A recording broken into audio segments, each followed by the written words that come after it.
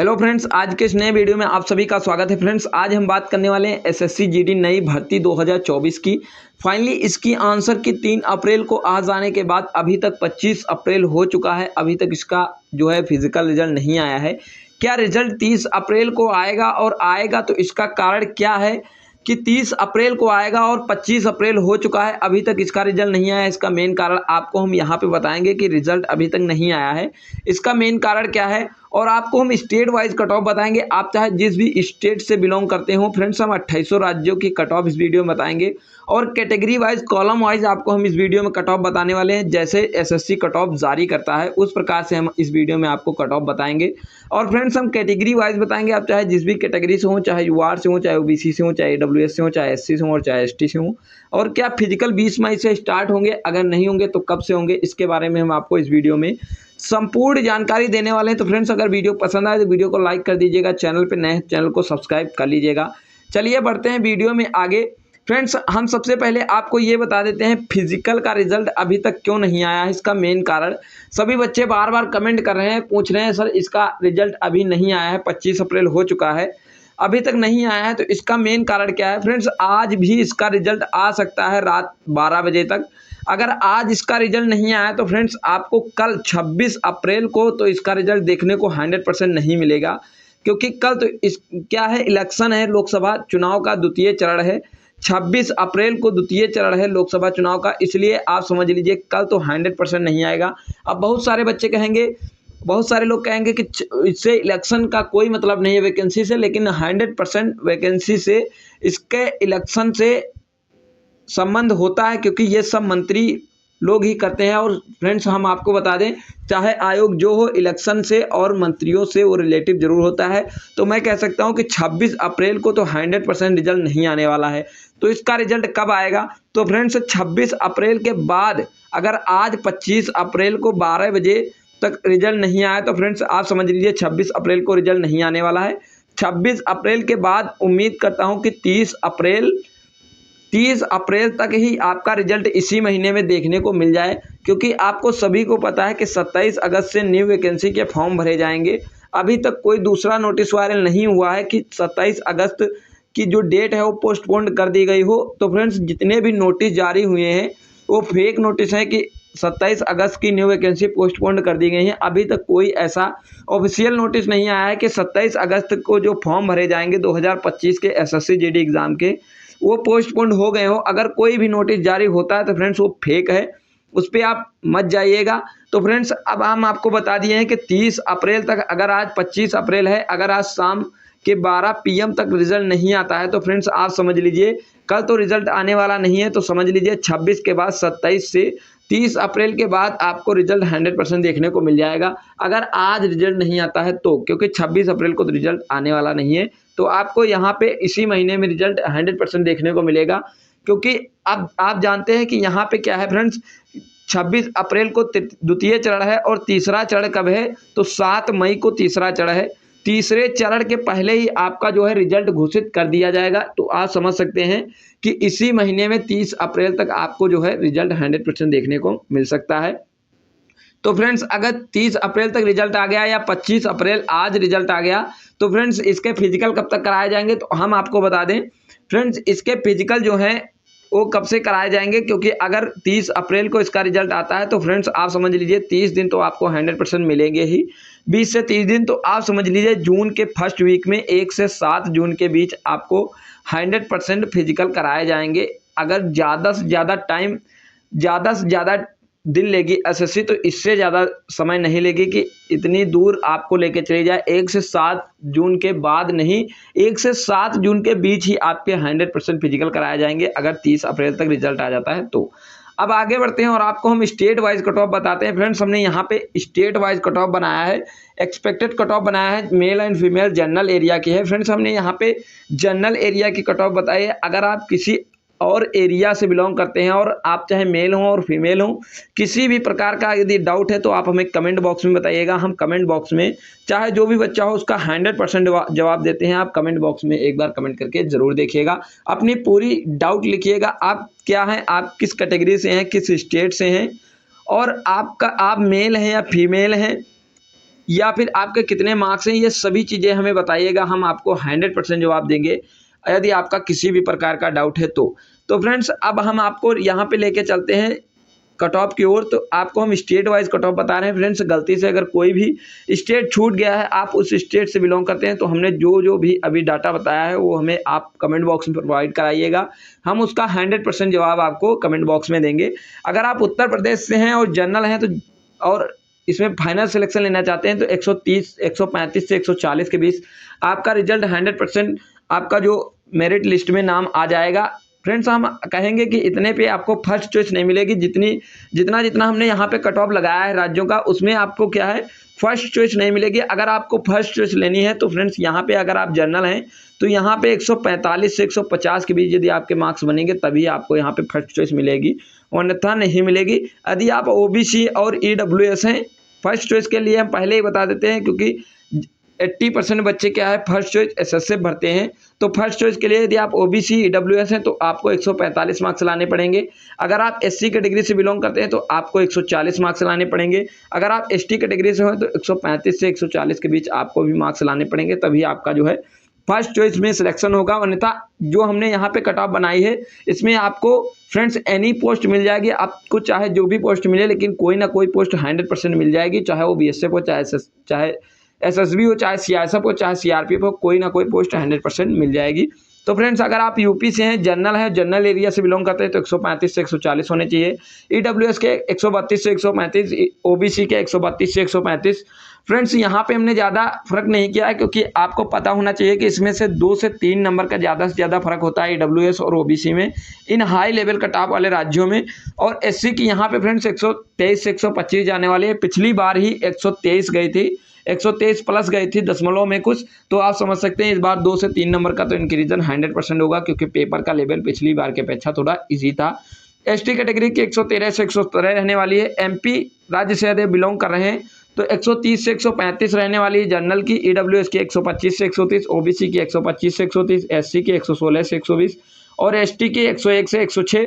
यदि बिहार से आप बिलोंग करते हैं तो जनरल एरिया की 126 से 136 जनरल की है। और फ्रेंड्स ईडब्ल्यूएस की 123 से 126, ओबीसी की 123 से 126, एससी की 105 से 108, एसटी की 100 से 105 रहने वाली है।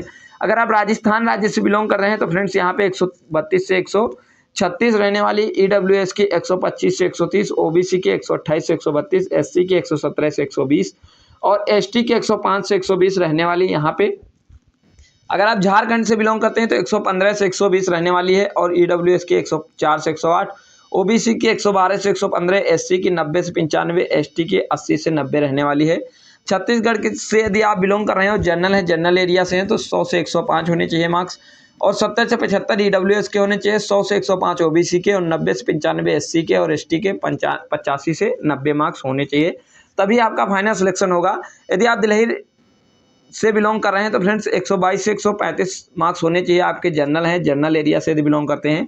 ईडब्ल्यूएस के 115 से 120, ओबीसी के 118 से 122, एससी के 112 से 118 और एसटी के 96 से 102 मार्क्स आपके होने चाहिए। आपका जो है फ्रेंड्स फाइनल सिलेक्शन हो जाएगा, आपको एनी पोस्ट मिल जाएगी लेकिन फर्स्ट चॉइस नहीं मिलेगी। अब आगे बढ़ते हैं फ्रेंड्स। यहाँ पे जितने भी राज्य हमने बताए सभी हाई कट ऑफ वाले राज्य हैं और इसमें इतनी ही कट ऑफ जाती है। क्यों जाती है?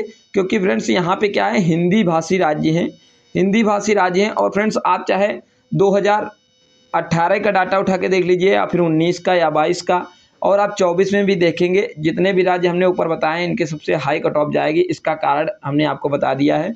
यहाँ पे फ्रेंड्स हिंदी भाषी राज्य है, इसलिए यहाँ पे सबसे हाई कट ऑफ देखने को मिलती है। अब आगे बढ़ते हैं और आपको हम यहाँ पे बताते हैं SSC GD expected cut of male और फीमेल जनरल एरिया की है। और फ्रेंड्स यहाँ पे उत्तराखंड, हरियाणा, हिमाचल प्रदेश, आंध्र प्रदेश, असम, गुजरात, जम्मू एंड कश्मीर, इतने राज्यों की इसमें हम बताने वाले हैं।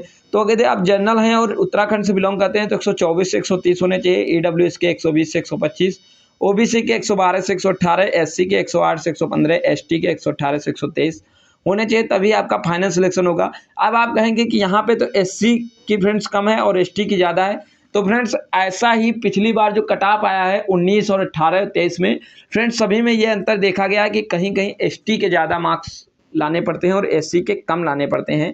हरियाणा से फ्रेंड्स अगर आप आए हैं तो 130 से 136 जनरल की, ईडब्ल्यूएस के 130 से 135, ओबीसी की 128 से 132, एससी के 116 से 122, एसटी फ्रेंड्स यहाँ पे हरियाणा में नहीं है। यदि आप हिमाचल प्रदेश राज्य से बिलोंग करते हैं तो 121 से 125 जनरल की, 117 से 122 ईडब्ल्यूएस की, ओबीसी की 113 से 118, एससी की 105 से 110, एसटी की 115 से 120 रहने वाली। यहाँ पे आंध्र प्रदेश की फ्रेंड्स बात करें तो 80 से 85 रहने वाली है जनरल की, और ईडब्ल्यूएस की 60 से 65, ओबीसी की 70 से 75, एससी की 64 से 70 और एसटी की 60 से 65 रहने वाली है। असम राज्य से यदि आप बिलोंग करते हैं तो 72 से 75, 64 से 68 ईडब्ल्यूएस की, और ओबीसी की 67 से 72, एससी की 64 से 70 और एसटी की 64 से 70। यहाँ पे कोई फर्क ज़्यादा देखने को नहीं मिलेगा इसमें। अगर गुजरात राज्य की बात करें, बहुत सारे बच्चे कमेंट करते हैं, तो फ्रेंड्स गुजरात की 90 से 95 जनरल की, ईडब्ल्यूएस की 80 से 85, ओबीसी की 82 से 88, एससी की 85 से 90, एसटी की 70 से 75 रहने वाली है। जम्मू एंड कश्मीर की बात करें तो 85 से 90 जनरल की, और ईडब्ल्यूएस की 70 से 75, ओबीसी की 60 से 65, एससी की 77 से 82 और यहाँ पे एसटी की 60 से 65 रहने वाली है। अब बात करते हैं यहाँ पे इन राज्यों की, कर्नाटक, केरल, महाराष्ट्र, मेघालय, मिजोरम, नागालैंड, ओडिशा। इन राज्यों की अगर हम बात करें तो फ्रेंड्स यहाँ पे कितनी रहने वाली है।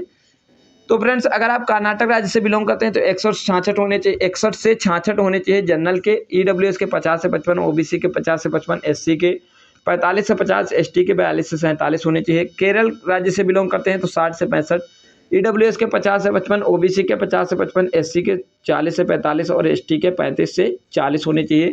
महाराष्ट्र राज्य से बिलोंग करते हैं तो 102 से 107 होने चाहिए, जनरल के 98 से 102 होने चाहिए, ईडब्ल्यूएस के 98 से 102, यहाँ पे भी ओबीसी के भी होना चाहिए, ज़्यादा फर्क देखने को नहीं मिलेगा। एससी के 93 से 97, एसटी के 85 से 90 होने चाहिए। मेघालय राज्य से यदि आप बिलोंग कर रहे हैं तो यहाँ पे सबसे कम कट ऑफ जाती है, कितनी जाती है, 48 से 53 जाती है जनरल की। अगर यहाँ पे ईडब्ल्यूएस की बात करें तो नहीं है यहाँ पे। ओबीसी की 40 से 43 जाती है, और यहाँ पे एससी की 35 से 40 जाने वाली है, और एसटी की 30 से 35 रहेगी। अगर आप मिजोरम की बात करेंगे तो 50 से 55 रहने वाली है जनरल की। फ्रेंड्स यहाँ पे ईडब्ल्यूएस नहीं है। 40 से 45 ओबीसी की, और 35 से 40 यहाँ पे रहने वाली है एससी की, और एसटी की 32 से 37 रहने वाली है। नागालैंड की बात करें तो फ्रेंड्स यहाँ पे जनरल की 70 से 75 रहने वाली है, ईडब्ल्यूएस की यहाँ पे 45 से 50 रहने वाली है। ओबीसी फ्रेंड्स यहाँ पे नहीं है नागालैंड में, और ना ही एससी है। एसटी की यहाँ पे 35 से 40 रहने वाली है। अगर ओडिशा राज्य की बात करें तो फ्रेंड्स यहाँ पे 98 से 102 जनरल की, 90 से 95 यहाँ पे ईडब्ल्यूएस की, और 93 से 97 यहाँ पे ओबीसी की, और 75 से 80 यहाँ पे एससी की, और एसटी की 72 से 76 रहने वाली है। फ्रेंड्स अगर आप इन राज्यों से बिलोंग करते हैं और आप इस कैटेगरी से हैं, इतने इतने मार्क्स आपके बन रहे हैं, तो आपको एनी पोस्ट मिल जाएगी। मैं दोबारा बोल दे रहा हूँ, आपको फर्स्ट चॉइस नहीं मिलेगी। आप सोच रहे हैं फर्स्ट चॉइस मिलेगी, फर्स्ट चॉइस के लिए हमने पहले ही आपको बता दिया कितने मार्क्स लाने पड़ेंगे। फ्रेंड्स यहाँ पे जम्मू एंड कश्मीर नहीं है इस राज्य में, तो हम आपको बता देते हैं कि जम्मू एंड कश्मीर की कितनी जाएगी, इसकी अलग से आपको बता देते हैं। तो फ्रेंड्स जम्मू एंड कश्मीर से अगर आप यूआर कैटेगरी से बिलोंग करते हैं तो यहाँ पे आपके 90 मार्क्स होने चाहिए। अगर आप ओबीसी और ईडब्ल्यूएस कैटेगरी से बिलोंग करते हैं तो फ्रेंड्स यहाँ पे 85 मार्क्स आपके होने चाहिए। अगर आप एससी कैटेगरी से बिलोंग करते हैं तो यहाँ पे 75 मार्क्स होने चाहिए। अगर आप एसटी कैटेगरी से बिलोंग करते हैं तो यहाँ पे 60 मार्क्स होने चाहिए। फ्रेंड्स अगर आपके इतने इतने मार्क्स बन रहे हैं तो आपका 100% सिलेक्शन हो जाएगा जम्मू एंड कश्मीर से। अगर आप किसी अन्य राज्य से बिलोंग करते हैं जो इसमें छूट गया तो फ्रेंड्स आप हमें कमेंट करके बताइएगा कि आप किस राज्य से हैं और कितने मार्क्स आपके बन रहे हैं और कौन सी कैटेगरी है, आप मेल हैं या फीमेल हैं। सारी बातें हमें कमेंट बॉक्स में बताइएगा, हम उसका जवाब आपको 100% कमेंट बॉक्स में देंगे। तो अब बढ़ते हैं आगे और आपको हम समझा देते हैं कि नॉर्मलाइजेशन इसमें कैसे होता है, क्योंकि यह भी एक अहम मुद्दा हो जाता है कि नॉर्मलाइजेशन इसमें कैसे होता है। फ्रेंड्स इसका जो नॉर्मलाइजेशन होता है वो कैसे होता है हम बताते हैं आपको। फ्रेंड जो नॉर्मलाइजेशन होता है वो एसएससी कैसे करती है कि जो 20 फरवरी से मान लेते हैं इसके एग्ज़ाम शुरू हुए हैं और 7 मार्च को इसके एग्ज़ाम समाप्त हुए हैं, तो 20 फरवरी से 24 फरवरी 25 फरवरी तक जितनी भी शिफ्टें हुई हैं 16 से 20 शिफ्टें, इनको सबसे ज़्यादा नॉर्मलाइजेशन में फ़ायदा देखने को मिलेगा। क्योंकि एसएससी क्या सोचती है कि जो फर्स्ट बच्चे पेपर देने आते हैं उनको क्या होता है पेपर का लेवल कैसा आ रहा है उन्हें पता नहीं होता है, इसीलिए वो अनभिज्ञ होते हैं, जिसके कारण उनके जो नॉर्मलाइजेशन में मार्क्स बढ़ते हैं वो सबसे ज़्यादा बढ़ते हैं। मैं कह सकता हूँ प्लस 15 मार्क्स से 20 मार्क्स तक इन शिफ्टों के बच्चों को बढ़ने वाले हैं। अगर बात करें सबसे कम किसके बढ़ेंगे तो जो 30 फरवरी जो मार्च में पेपर हुए हैं 1 मार्च से 7 मार्च के बीच, उसमें सबसे कम फ्रेंड्स आपको यहाँ पे नॉर्मलाइजेशन देखने को मिलेगा कितने, तो 10 से 12 नॉर्मलाइजेशन आपको यहाँ पे देखने को मिलेगा उसकी अपेक्षा, क्योंकि वहाँ पे 20 तक भी नॉर्मलाइजेशन देखने को मिलेगा। अगर वहाँ पे 15 नॉर्मलाइजेशन देखने को मिलता है तो इन राज्यों में आपको 7 से 8 नॉर्मलाइजेशन देखने को मिलेगा। अगर आप फ्रेंड्स यहाँ पे जो बीच में रह गए हैं, मतलब जो 1 मार्च से पहले और क्या है फ्रेंड्स 20 फरवरी के बाद की जितनी भी शिफ्टें हुई हैं उनमें अगर नॉर्मलाइजेशन की बात करें तो 7 से 8 नंबर का नॉर्मलाइजेशन होगा, इससे ज़्यादा नॉर्मलाइजेशन नहीं होगा। उम्मीद करता हूं कि वीडियो पसंद आया होगा। अगर वीडियो पसंद आया तो वीडियो को लाइक कर दीजिए, चैनल पर नए हो चैनल को सब्सक्राइब कर दीजिए। मिलते हैं नेक्स्ट वीडियो में, तब तक के लिए खुश रहें, मस्त रहें, अपनी पढ़ाई में व्यस्त रहें। जय हिंद, वंदे मातरम।